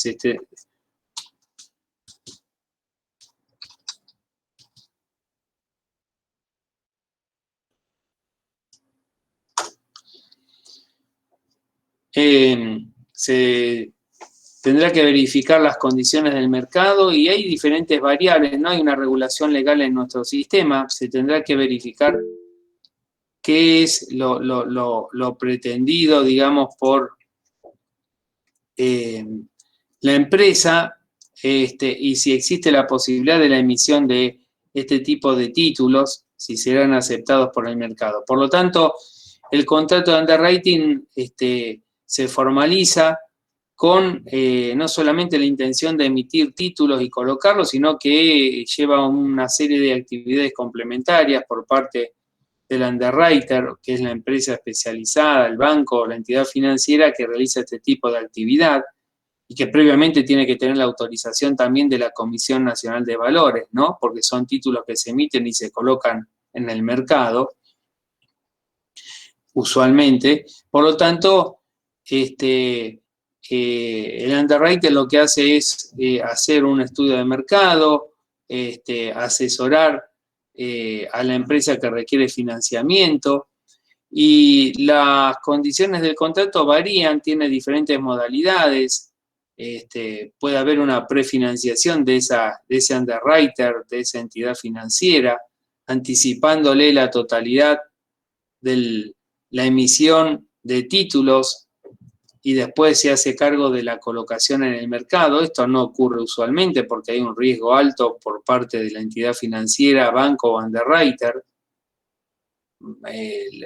al asumir el riesgo de tener que colocar esos títulos posteriormente en el mercado, ¿no? Por lo tanto, usualmente lo que hace el underwriter es intermediar, y tratar de colocar esos títulos en el mercado en las condiciones previstas. Y en algunas situaciones también se obliga a adquirir el valor residual, es decir, los títulos que no pudieron terminar siendo colocados en el mercado, ¿no? En ese caso también ahí depende de las variables y de las características del contrato de underwriter que se va a celebrar. Pero básicamente de eso se trata, ¿no? La emisión de títulos para colocar, para obtener financiación de parte de una empresa que lo requiere. Esos títulos se colocan en el mercado a mediano o largo plazo a través de un underwriter. Es así la característica de este contrato. Profe, Sí, ¿está escucho. regulado por el código también? No. Esto no tiene regulación legal. Bueno.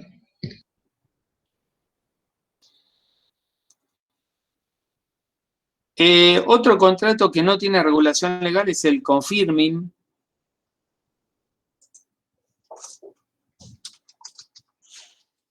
Este contrato se caracteriza porque suele haber un triángulo en la relación jurídica. Hay una empresa proveedora, una empresa que es la que resulta ser beneficiada de parte de esta otra proveedora, y un banco o entidad financiera. Muchas veces la empresa que recibe, que resulta ser proveída de determinados bienes, materias primas o servicios, no tiene la posibilidad fáctica de abonar al contado, y entonces requiere financiamiento, es decir, realizar los pagos a plazo, a término. Entonces, en esa circunstancia o ante esa circunstancia, muchas veces el proveedor requiere cierta seguridad que es indispensable para estas situaciones. Ante estas circunstancias, lo que se hace es un contrato de confirming, es decir, la empresa que requiere que sea proveída de bienes, prestaciones, de servicios o lo que sea, lo que hace es celebrar un contrato con un banco o entidad financiera que garantiza el pago a término a la empresa proveedora. Por ejemplo, una empresa que recibe materias primas y que no tiene disponibilidad monetaria y que necesita pagar esa materia, necesita la materia prima para seguir con el proceso productivo y no tiene la cantidad de dinero necesaria, lo que puede hacer es celebrar un contrato de confirming con un banco o entidad financiera que garantiza el pago al proveedor, anticipándole ese pago, por supuesto, y cobrando un porcentaje de ese anticipo y cobrando los intereses respectivos, ¿no? Así que en este caso es un contrato que no suele ser tan usual, porque en realidad se requiere una solvencia muy importante de parte de la empresa que requiere ser proveída de bienes, productos o servicios, y una relación muy estrecha con el banco que va a financiar este tipo de contrato, ¿no? Así que básicamente de eso se trata. Algunos lo conocen como factoring inverso, porque en este caso lo que hace el banco es garantizar el pago al proveedor o a los proveedores, y no a su cliente. Bueno, ¿alguna duda, alguna pregunta?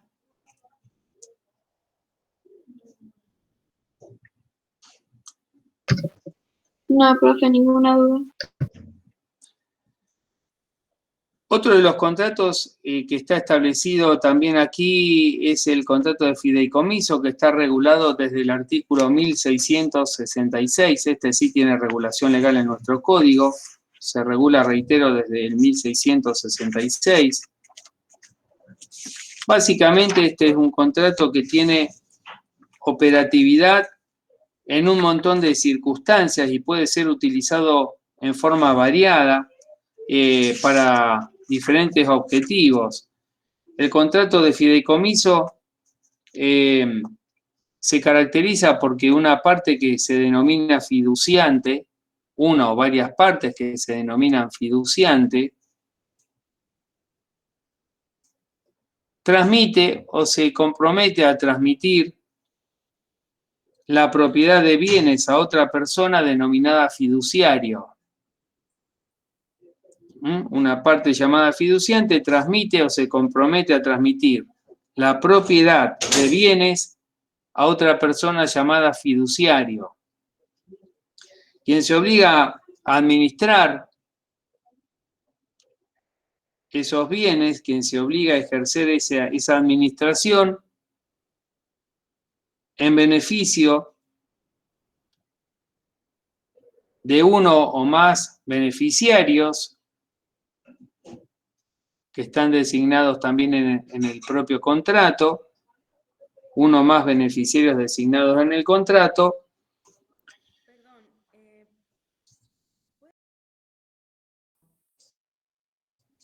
Que repita así, esto está en el 1666, ¿no?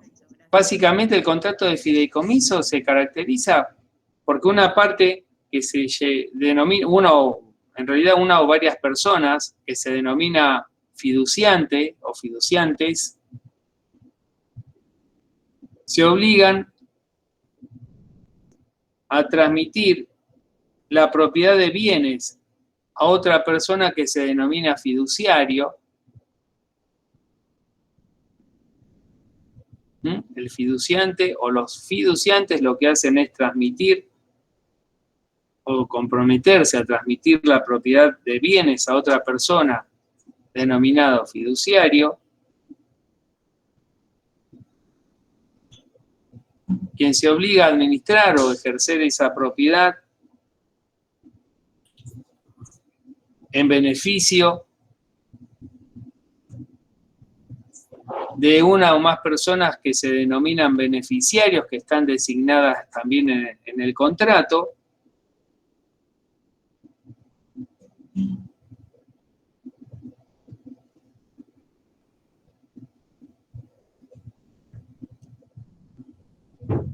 Y a transmitir esa propiedad al cumplirse el plazo o la condición estipulada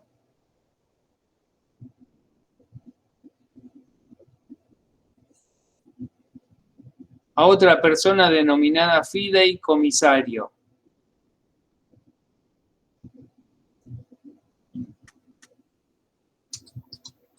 O sea que habría 4 sujetos entonces.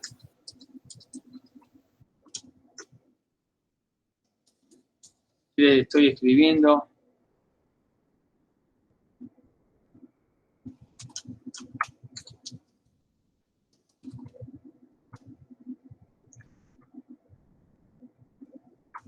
Bueno, ahí está. En el contrato intervienen 4 sujetos. Podrían llegar a ser todos diferentes o no. El fiduciante o los fiduciantes son los que transmiten la propiedad fiduciaria, la propiedad de uno o más bienes determinados, en favor del fiduciario. El fiduciario lo que hace es ejercer la administración de esa propiedad que se le ha transmitido durante el término que se ha convenido o estipulado, o hasta que se cumpla el plazo o la condición que se ha establecido en el contrato, mientras el fiduciario ejerce la administración de esos bienes.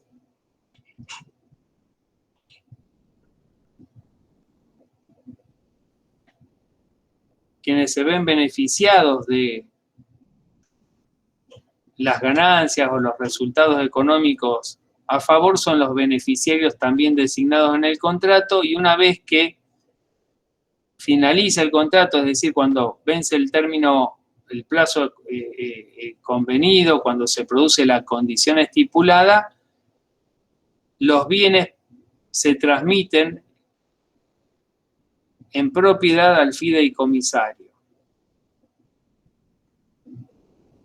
El beneficiario puede ser el mismo fiduciante o los mismos fiduciantes o terceras personas designadas.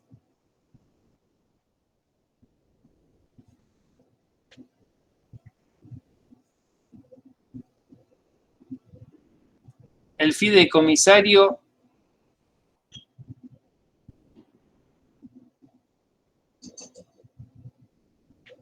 puede ser un beneficiario o puede ser un tercero o puede ser el mismo fiduciante.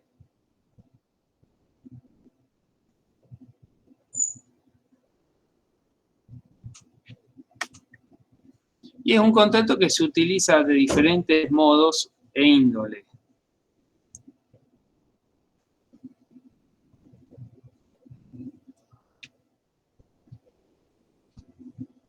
En el contrato se debe establecer la individualización de los bienes cuya propiedad se transmite, y si no se puede determinar de manera precisa, se tiene que describir los requisitos que tienen esos bienes y en todo caso las características que deben reunir, y el modo de cómo se integrarán al contrato de fideicomiso.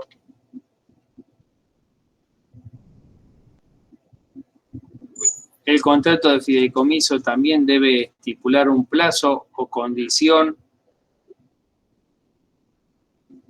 a que se sujeta la propiedad fiduciaria. El término máximo previsto por el Código Civil y Comercial para el contrato de fideicomiso es de 30 años.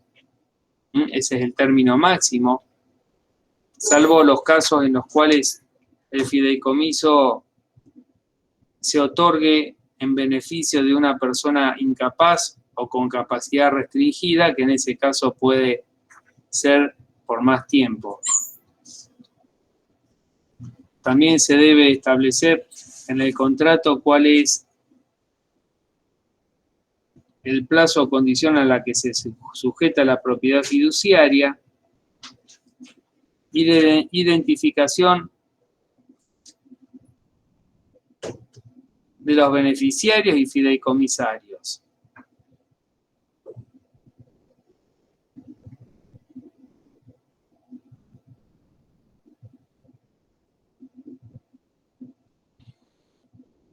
Este contrato se puede dar de diferentes modos. Por ejemplo, el día de mañana alguno de ustedes quiere que su hijo vaya a estudiar a Harvard, supongamos, bueno, entonces lo que hacen es constituir un fideicomiso, designando, ustedes serían el fiduciante, ¿no? Constituir un fideicomiso aportando una determinada cantidad de dinero para que lo administre un fiduciario, una persona que sea de su confianza, administre esos ese dinero y designando beneficiario y al mismo tiempo fideicomisario a su hijo, que está en la escuela secundaria, para cuando se reciba y obtenga el título universitario, se vaya a perfeccionar a Harvard. Entonces, ese fideicomiso se puede hacer con ese objetivo, con ese objeto.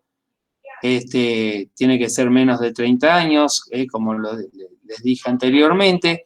Y en esa circunstancia, el fiduciario administra los bienes, el dinero en todo caso, y se designa beneficiario y fideicomisario a su hijo. O puede ser también un fideicomiso para la construcción. Los fiduciantes son los que aportan dinero para empezar a construir un edificio. El fiduciario es o suele ser la empresa constructora o alguien designado por la empresa constructora que administra los bienes que reciben de los fiduciantes, ese dinero que van aportando cada uno de los interesados en adquirir un departamento de ese edificio que se va a construir.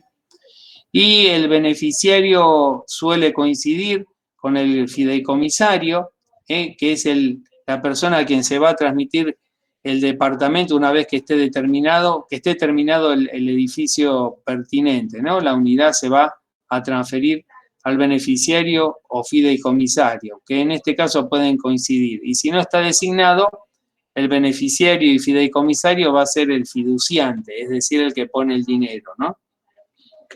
Estas son algunas de las cuestiones más importantes relativas a este contrato.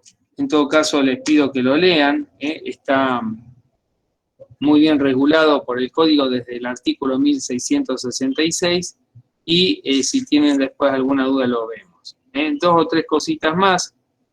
El artículo 1413 del Código Civil y Comercial regula lo que es el contrato de caja de seguridad, que es un servicio especial que prestan los bancos, especialmente los bancos y entidades financieras, ¿no? Que a través de este contrato lo que se hace es asegurar la custodia de determinados locales y la integridad de las cajas de seguridad y el contenido de las mismas.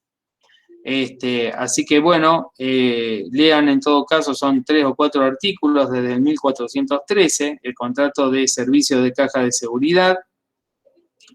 Y con esto estaríamos terminando lo más importante de esta unidad, rápidamente, porque quizás los contratos requieran un poco más de tiempo, pero lo importante es que ustedes sepan los contenidos básicos de cada uno de ellos y en todo caso después terminen leyendo también lo que falte y si tienen alguna duda la preguntan en clase, ¿no?